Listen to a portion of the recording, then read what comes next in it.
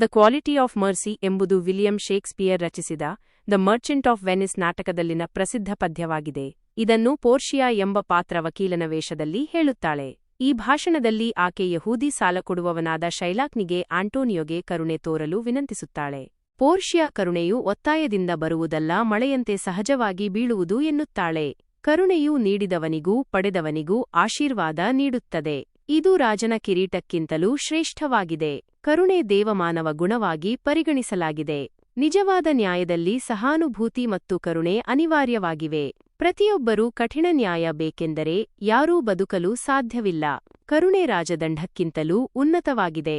ಕರುಣೆ ದೇವರ ಗುಣವನ್ನು ಪ್ರತಿಬಿಂಬಿಸುತ್ತದೆ. ಪೋರ್ಷಿಯಾ ಶೈಲಾಕ್ನಿಗೆ ದಯೆಯಿಂದ ಕರುಣೆ ತೋರಬೇಕೆಂದು ಮನವಿ ಮಾಡುತ್ತಾಳೆ. ಈ ಪದ್ಯ ಶೈಲಾಕ್ನಲ್ಲಿರುವ ಮಾನವೀಯತೆಯನ್ನು ಎಬ್ಬಿಸಲು ಪ್ರಯತ್ನಿಸುತ್ತದೆ.